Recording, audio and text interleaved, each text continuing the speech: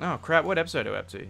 26. Alrighty! What's up, guys and girls? Welcome to episode 26 of the CasualCast. I am your host, Sam Nicholson, joined alongside by Ben Story, as always. How you doing, big fella? Howdy do, Mr. Sambo. I'm doing well. What's been going on? I know the answer. I just want you to hear say it. What's the one thing you've been doing for the last week? What's the one thing that is the constant talk of the town? Wishing I was dead. No, uni, I guess. Busy with uni and doing Banter Lab things and Arrogant Aussie things. And now we're getting another project up and running, which we'll also talk about this episode soon. And all of those delightfully devilish things. Oh yeah, not missing anything? There's nothing there you want to share with the kids? No insight into a certain game? Nothing like that? I don't want to talk about it because it's just crushed my soul, and that's the reason that I want to die. But I've been playing so much Kingdom Hearts, so much of it, and I've been stuck on this one boss, the last goddamn boss, for the last 2 or 3 days, maybe. The game just doesn't work. The camera's shit. These battles where you have to fly around are shit. They're just not built well, and that's because it's an old game. Hey, it could have been fine for the time. Poor craftsman will blame his tools, Sam. A poor craftsman. I'm not blaming my tools. I'm blaming the game. The controller's my tool, technically. But, yeah, no, it's just been driving me mad. Like, really, really mad. And the save system is broken because you have to save... It's the last save point in the game. It's 3 bosses prior to where I'm up now. So I have to leave my PlayStation running when I'm not playing it, so that I don't lose my progress on the other bosses, because one of them was also really hard. What kind of idiot decided that?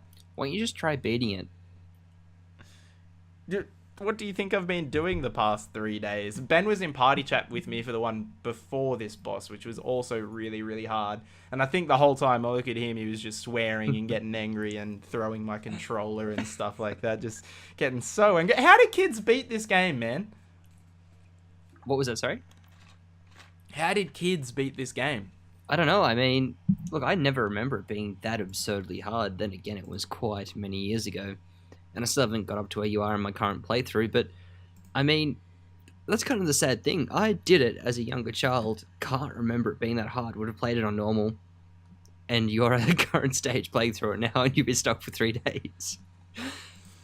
Yeah. I'm also playing on normal. I'm just, I don't know. I feel like when I was a kid, I probably would have had the patience for something like this. And it would have been like the one game that I would have had for the year as well. So, you know, every minute I could get with it where I hadn't beaten it would have been great. But I'm just like, I just want to finish this one so I can finish the next like 10 spin-offs before I can get to Kingdom Hearts 2. So that way I can finish Kingdom Hearts 2, so I'm ready for Kingdom Hearts 3. And then I also want to finish Horizon and all the other games from last year before Ni no Kuni 2 comes out at the end of the month.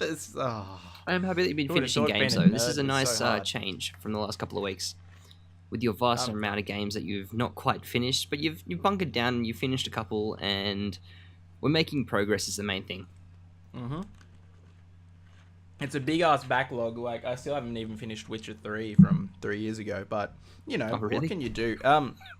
Before we really get into... Because that kind of ties into the topic, but before we really get into that, I do actually want to talk about what the new project is that I kind of mentioned earlier, just on the sly. So Ben and I, we both really like a certain sport. What sport's that, Ben? It's crochet. Professional crochet. You saw a little hint of it at the end of the last episode with that crochet commentary, but I'm all about that. Unfortunately, it isn't crochet. I feel like I'm a little too passionate about that sport, and I just couldn't be unbiased at all. That's very true. Talked about it. You do follow Granny Hot Lips very, very closely, don't you? Her every move. Oh, she's the hottest player in the game. The way she uses those fingers techniques and stuff, man, it's hot and juicy. What's it? Why do they call her Granny Hot Lips though? Like, what's that thing that she does with the mouth that really gets you like going? Because I know that everyone who follows the crochet sport knows why she's called Granny Hot Lips. Can you just quickly explain why that is? It's because those lips are made for kissing, Ben. Just straight up kissing. Oh yeah, no. The name implies that. Don't act like I'm dumb. You can't weasel through this. You have to tell me that action she does while she's crocheting. What does she do? You got to give us that visual representation.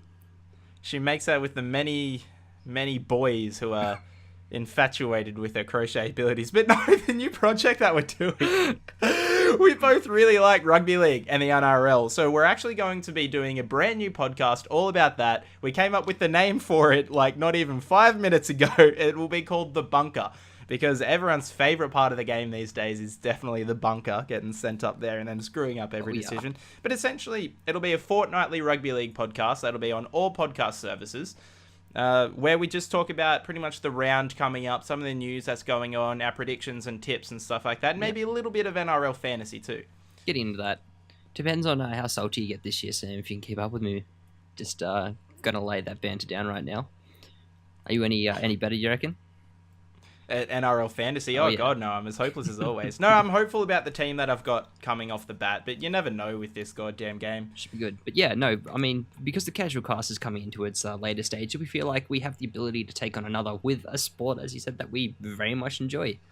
And so I think the format that we're going to do with that is we're going to try and push for around 30 to 40 minute ones, talking about the topics that he mentioned and bringing it out bi-weekly, I believe. Every Wednesday bi-weekly, yeah? Fortnightly. Definitely fortnightly. Yeah? Okay. Yeah. So there was some chat about our bi-weekly thing. We won't worry about it. It's fortnightly. So yeah, stay tuned to sink your teeth into that one, because I think we're going to start it this week, I believe. Yeah, we're actually recording the first episode straight after this. Hopefully it'll be approved on iTunes by Wednesday, which is when we plan to release.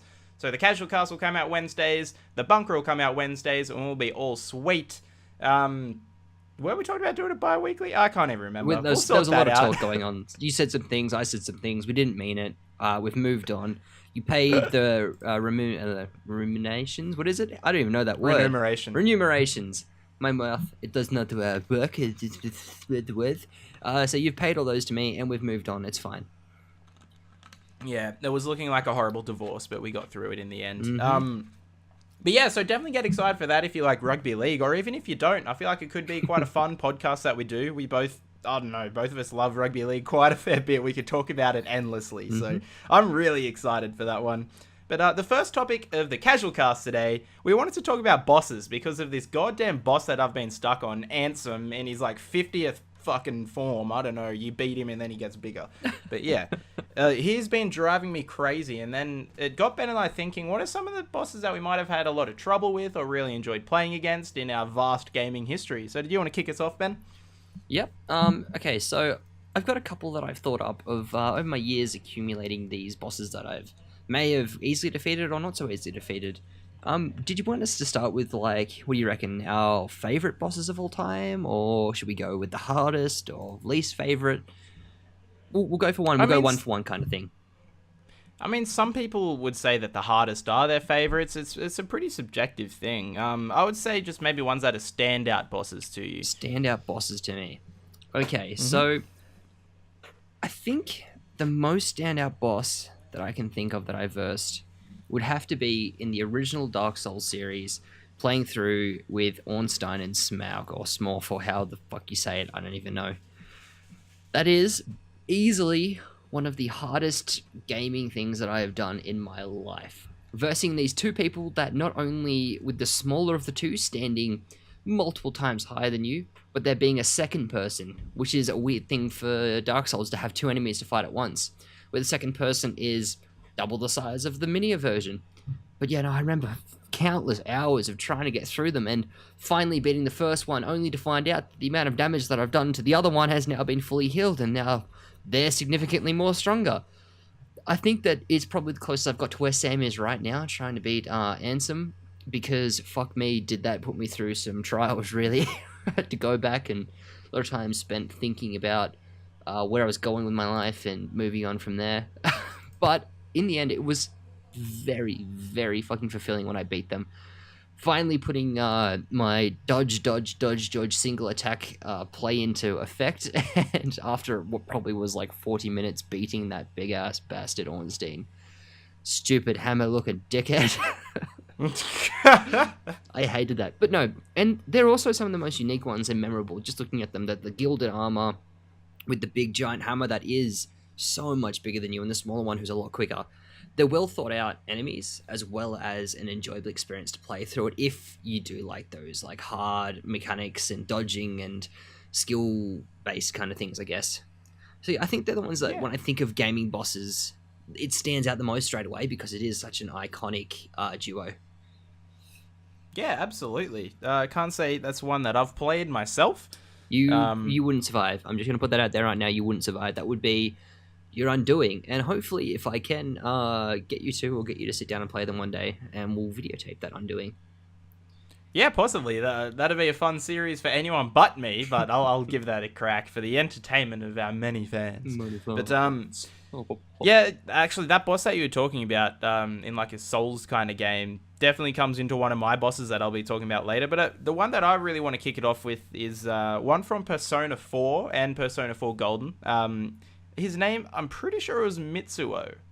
It was either Mitsui or Mitsuo. Essentially, through the story, he was this kid who was like real creepy and wanted to date one of the girls who you're friends with in the game, Yukiko. And there's a serial killer who's killing everyone in this small town that you're living in. That's the premise of the game. And Mitsuo, in an effort to get attention from Yukiko, admitted that he was a serial killer. Whether he is or isn't, you don't know. But you go and fight him, and you're in this like the dungeon for this one's like a really cool video game world. But taking him on was really, really, really difficult. Like I remember, I think I spent a good week on that boss. Just as frustrated as I am with Ansem, because I was really under-leveled. But that's one that stood out to me because I really liked the character and where the story started going around there. Yep. But I probably won't spoil it too much if you ever plan on playing Persona 4, which you should. It's shorter than Persona 5, don't worry. I mean, that doesn't give you much solace. Persona 5 took many a day of my life away. It still has Persona some left 4 to take won't away. take as many. I mean, I don't know many days to give at the moment. Look at me, I'm you're on the not an way old out, man. practically. Play one of the best games of all time. Come on. One foot in the grave, 1 foot in the morgue. One arm at the shop. Where's the other arm? Much like Rodney's dad in Robots, I am an old dishwasher that is in need of some upgrades. Let's make a baby. That's the best part. What a great movie. I don't know why you keep referencing it lately, but... Because I've told you it was on. Makes sense. I used to watch that movie every day. But actually, that ties into our next topic, which we'll get to later. But, yeah, no. So, what's another boss that's always stood out to you, Ben? Okay, I think I might go with some more that you haven't talked about. Just to quickly rattle off a couple, because I've made a list. I had to think about it earlier, because I don't instantly come to mind, like, all of them. And one, I don't know if you ended up doing it in the end, was Antheon. One of the bosses in the Vault of Glass raids in Destiny. Was that anything you ever got to do? Nah. Okay, so that was one of the most fun that I've had playing that. It's so hard and so fulfilling when you finally get to that point to actually verse him, and versing this big, giant... like a better upgrade of a hobgoblin with these people that you probably don't know. What you laughing about, boy? I don't know. It sounded when you said better upgraded hobgoblin. It just kind of sounded slurred into one thing on like my audio. I don't know if it actually did in your Audacity or anything. It was like hobgoblin. I was actually taking a minute to enchant you with my many knowledges on bosses. So now I feel invigorated, you just right? wanted to enchant with you. But no, you should definitely try, and if you can, find a team to play through that, because it's very rewarding. You get some decent gear from it. Did you ever play Diablo as well? Have you played any of the Diablos? Nope. So that's a hard one, because Diablo 2 and 3 I've played through both. I haven't played through the original, which is probably... It's just not on my radar at the moment. But at the end of 2, you get to come up against Baal, I believe, sorry.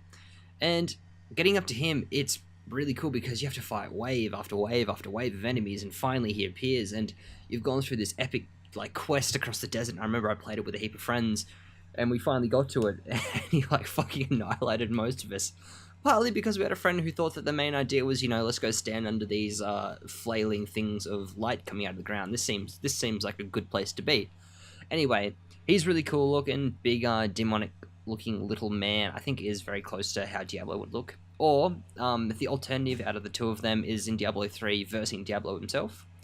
The boss battle was really cool. He looks like a big, I guess, closest to a crab man. And again, we played through with my roommates here on split screen, and getting up against him was a lot of fun, where you're transported to this darker place where there's a dark version of Diablo, and there's dark versions of your characters as well.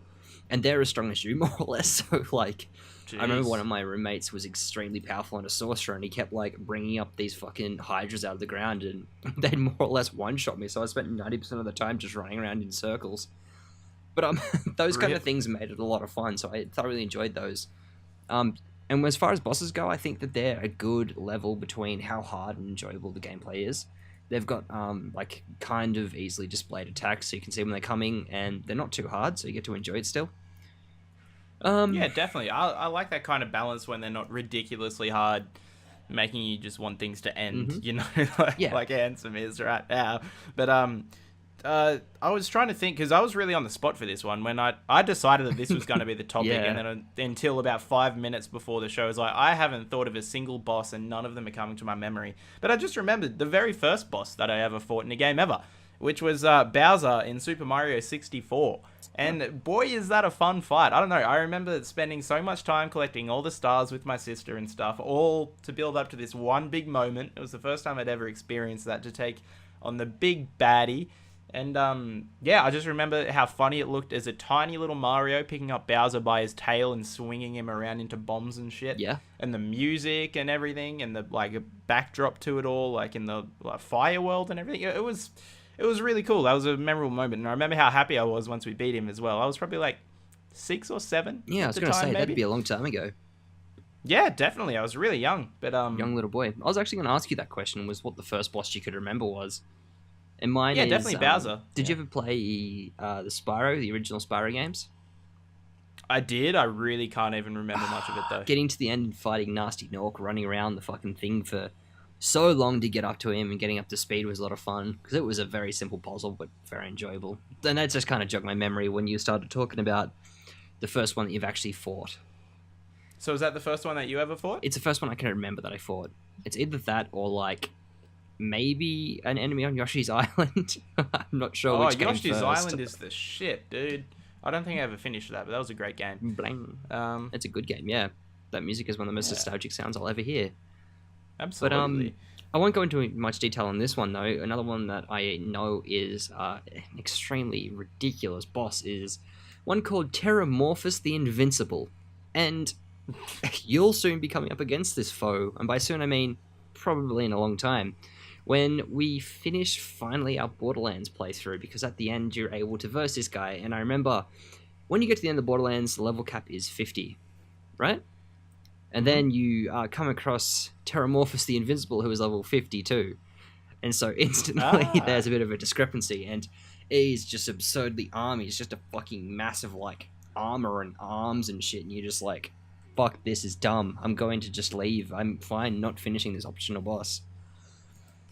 But yeah. There you go. That sounds riveting. I don't know if I'll ever get to that point. It depends how far through Borderlands 2 we get. True. But if we start playing with all our friends, that sounds great. I mean, if we start playing it with our friends, that sounds awesome. But if you play it by yourself, it sounds like an impossible boss to defeat. Which is that good game design? I mean, I don't know. You can beat it on your own. I remember we've done it. My friends have done it. And we've talked about it. It's just a lot of patience, Sam. A lot of patience there, buddy. Got a little bit of patience. That's something I don't have much of, Ben. You know, that's a fleeting quality of mine. I'll die like once in a tiny little area of a game, and I'll start getting frustrated. Like, fuck, I just want to continue and get this thing done. But I know what you do. I just don't know how you do it. What was that? I just don't know what you must be doing.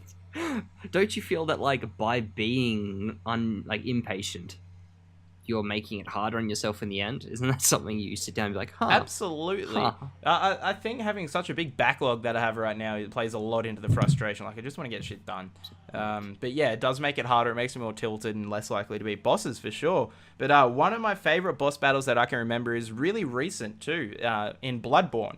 So my friends Trent and Stuart and I, we were playing through Bloodborne together. I think Stuart was the only one who had actually played the game. And we beat the first optional boss, whose name I cannot remember. Cleric Beast. We beat that, took us all day, and then they came over again the next day. We're like, okay, we'll fight the first mandatory boss. He could be the second one, I can't really remember. But his name was Father Gascoigne, and he has all these attacks that are almost unavoidable. Apparently he's one of the easier bosses of the game, but it took us all day to beat him as well. And we discovered the best tactic to take him on was something to get us in the mood for the fight. So we got out my Bluetooth speaker, and we kept toying with like little tunes and stuff, specifically like 80s rock tunes and stuff like that, to like try and really pump us up. And we thought that Midnight Oil song, Beds Are Burning, would be the one to get us through at first, because we nearly beat him with that, and then we kept trying that song and we couldn't do it. And then Have a Nice Day by Bon Jovi started playing. And yeah, coincidentally, our finishing blow was right near the end of the song. Like, gave him the finishing blow, and then straight away the song was like, have a nice day. It was like most badass feeling moment going. It was pretty cool. So yeah, we spent all day doing that. It was like a big hype moment when we finally beat him, and then we haven't played the game since. But yeah. Jeez. Bon Jovi coming out with the goods. Yeah, thank you, John Bon Jovi. Well, You've definitely provided for us there to beat Father Gascoigne. You were just, you should have known from the start. You were really going to the game, 3 young amateurs. You're basically living on a prayer to beat this guy. And I would have taken him whether I ended up dead or alive. I was going to go into that, but I couldn't. I found myself too funny for a small amount of time there. But yeah, that's really cool. If I didn't beat him, I would have been shot through the heart. Oh, that's not the name of the song, though. No, I was about to say, you can't just recite lyrics. We'll be here all night. night. If Bon Jovi was love, I just gave it a bad name. Yep. Anyway. We're done. We're moving on. So... I think I'll go through a couple that I think you might have fought, but you've not, like, remembered, or you don't remember doing whatever, you haven't, like, brought that to would your be forefront. so many.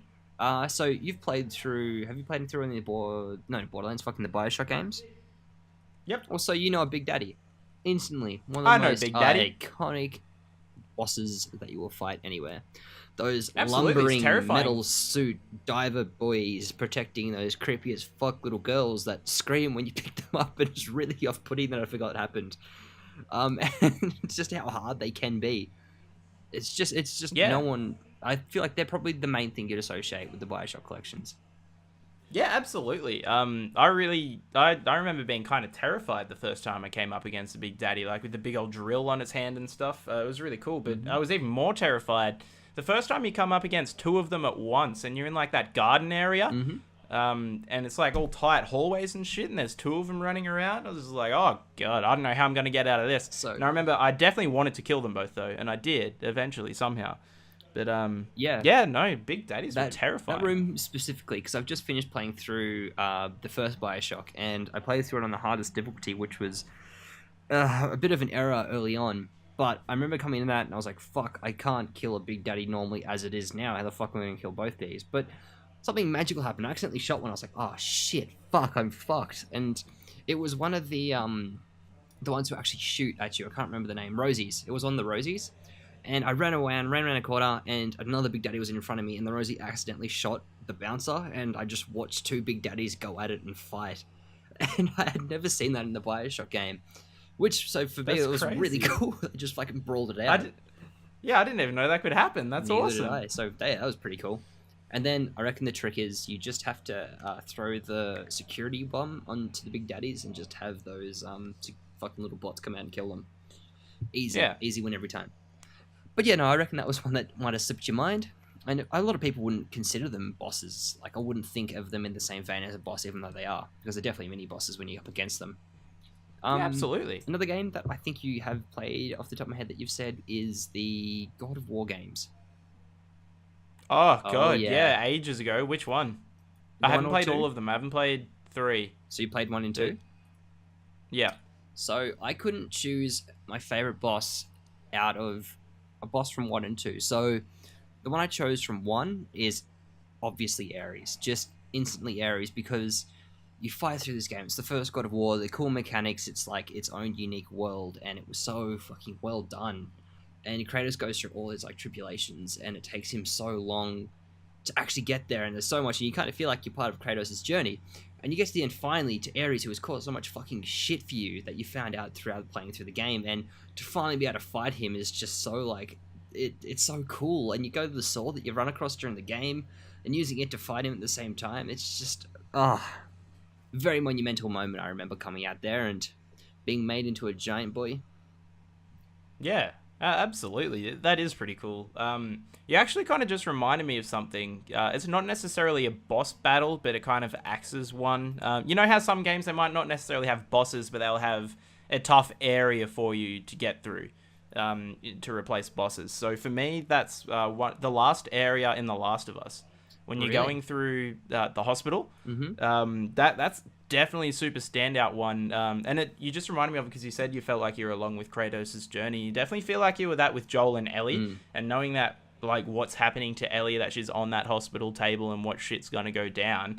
You're just kind of plowing through everyone, and making that journey to Ellie it's one of the most badass moments I can think of through games. And I can't remember if I found it incredibly tough or not. I think I might have died a couple of times Yeah. because I don't think I brought much ammo or gear into that fight. But yeah, no, that's definitely a standout for me. That's one of my favorite moments in gaming as a whole, actually. Yeah, no, it's very deep. I think it's on another level. How much you can like relate to the story of Joel and Ellie, because it is a Mhm. lot more human, and there are like a lot of aspects during that game where they both grow a lot as humans. And I think anyone who had to experience something similar to that, even on the minute scale, will instantly relate to that person, Yeah, making the game absolutely. just that much better. Yeah, Naughty Dog are kind of the champions of characterization Hmm. and making characters and stories relatable. Yeah, In saying that, though, just to compare one Naughty Dog game with another, I always felt that most of the boss fights in the Uncharted games, except for the last one in Uncharted 4, felt really out of place and not too great. I yeah, really love the Uncharted games, but I was just like, oh no, these bosses are a bit weird, especially Uncharted 2's last boss. yeah. Yeah. Yeah, no, it was really cool though. Like I kind of like the idea that there was this thing that made them like it just activated how strong you could be and you could heal and stuff, and it was almost made a bit more of a realistic take on magic in a world, like there being the ability to Yeah. have some magic, which is like a nice thing to think that there is some form of magic. And I know you believe that as a young kid, which and that's some of your best blissful times of your life. So being able to go in through a world that has that small amount of it was cool, but I can understand how you'd think it was out of place. I do, to an extent, think the same thing. Yeah, I still think that they're great games though, and the moments that come from those fights and stuff are great too. Yeah. But yeah, I don't know. Another boss battle that's really stood out to me as well though is Ganondorf from the Twilight Princess, Legend of Zelda Oh, Twilight how did you Princess, which open with was the that? first. How did Sorry, you open with that? Come on, how didn't I open with that? I don't that's a big know. I one. just realized that I had it written down. I'd skipped over him after Mitsuo to Father Gascoigne. I forgot that I'd written him down. But that's an awesome boss battle. That was the first Zelda game that I ever finished. Yeah. And boy, was that a fucking experience. I still need to finish Breath of the Wild and beat him there.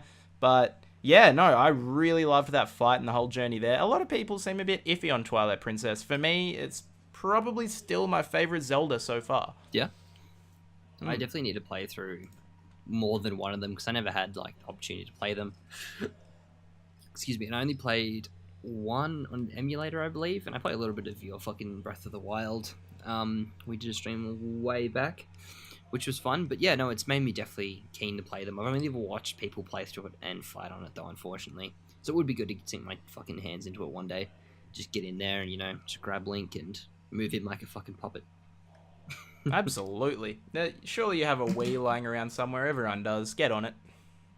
Nope, You don't? nope, no ways. What do you live in? A third world country? Nah, I joke. But yeah, no, Ouch. fair enough. Fucking hell. Jeez. Have you got any more bosses that you wanted to talk about? Yeah, I'll say one more. Is two more actually. I'll go into. Talking about bosses that we come across early on that I think are very like well known to people, and I'm gonna go with Doctor Nefarious from the Ratchet and Clank series. Ooh, yeah, that's a good one actually. Mr. Doctor Nefarious. I don't know. Did you play the original Ratchet and Clank 3? Yeah, you did. Yeah, Yeah. I've played all of the Yeah, I Ratchet and thought Clank so. games except for the PS3 ones. Yeah. I don't want to say something that you haven't played, but yeah, fighting him in that one was really fun, and the way that they reimagined but also took a lot of elements for the new Ratchet and Clank, like the one that released on PS4 to fight Nefarious, is just really cool. And it's got that art style of Ratchet and Clank that everyone can enjoy, and the fact that it's not overtly hard.